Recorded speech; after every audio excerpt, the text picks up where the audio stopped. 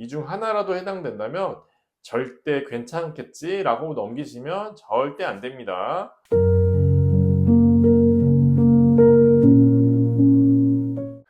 건강하세요 우리들. 내과 전문의 김건우입니다.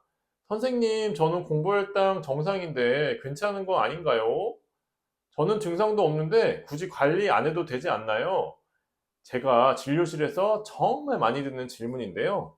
그런데 실제로는요, 이렇게 안심하고 있다가 이미 당뇨가 꽤 진행된 상태로 발견된 경우가 생각보다 많아요. 당뇨는 특징이 하나 있는데요. 초기에는 거의 증상이 없습니다. 그래서 증상이 느껴졌을 때는 이미 진행된 상태일 가능성이 굉장히 높아요. 그래서 오늘은 이 증상이 나오면 이미 늦었을 수 있는 당뇨가 보내는 마지막 신호 5가지. 지금부터 바로 말씀드리겠습니다. 첫 번째, 최근 물을 너무 많이 마시고 소변을 자주 보는 경우인데요. 물을 많이 마시면 좋은 거 아니에요, 이렇게 생각할 수 있는데요. 갑자기 패턴이 바뀌었다면 이야기가 달라지죠. 단순한 습관이 아니라 혈당이 올라가면서 몸이 스스로 희석하려고 하는 신호일 수 있어요. 두 번째로 이유 없이 살이 빠지는 경우인데요. 살 빠지면 건강해진 거 아니에요? 많이들 이렇게 생각하시는데요. 그런데 먹는 양은 그대로인데 체중이 줄어든다. 이건 절대 좋은 신호가 아니죠. 이미 몸이 에너지를 제대로 쓰지 못하고 있는 상태, 즉 당뇨가 상당히 진행된 상태일 가능성이 있습니다. 세 번째로 감염이 잘 생기고 잘 낫지 않는 경우인데요. 평소에 무좀이나 피부염, 잦은 염증이 생기고 혹은 평소보다 감기에 자주 걸린다면 저 원래 피부가 좀 약한 편이라 그래요, 이렇게 생각하고 그냥 넘기시는 경우가 많은데요. 그런데 이전보다 확실히 더 자주 생기거나 유독 오래 가거나 하면 이야기가 달라져요. 혈당이 높아지면 면역이 떨어지면서 균이 더 잘 자라고 회복도 느려지기 때문에 예전이랑 뭔가 다른 것 같다는 느낌이 중요한 거죠. 네 번째로 시야 이상입니다. 갑자기 눈앞에 뭔가 떠다니는 느낌, 흐릿하게 보이거나 초점이 잘 안 맞는 느낌이 있어도 많은 분들이 나이 들어서 그런 거죠, 이렇게 생각하고 넘기시는 분들이 많은데요.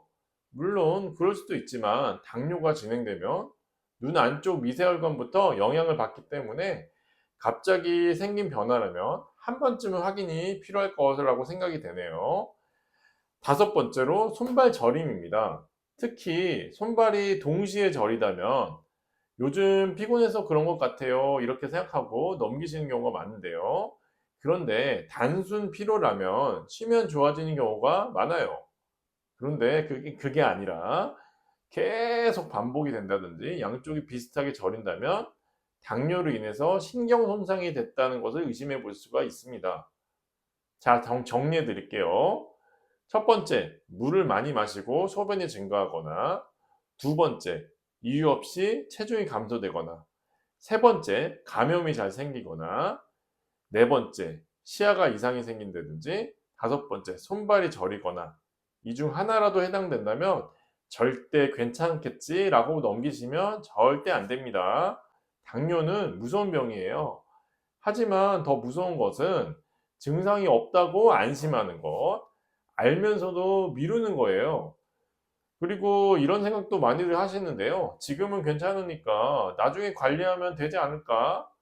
이렇게. 하지만 그런데 당뇨는 증상이 생긴 상태면 이미 진행이 많이 된 경우가 많아요. 그래서 지금 편하게 먹는 선택이 나중에 고통스러운 합병증 관리로 돌아올 수 있어요. 따라서 지금 하는 관리는 참는 게 아니라 나중에 덜 고생이 위한 선택이죠. 혹시 지금 상태가 괜찮은지 혹은 이미 관리가 필요한 단계인지 궁금하시다면 가까운 병원으로 내원하시면 바로 확인할 수 있습니다. 늦기 전에 확인하시는 게 가장 중요한 치료예요. 오늘도 끝까지 시청해 주셔서 감사드립니다. 도움이 되셨다면 구독과 좋아요, 알림 설정 부탁드립니다. 다음 시간에 뵙겠습니다. 건강하세요, 우리들.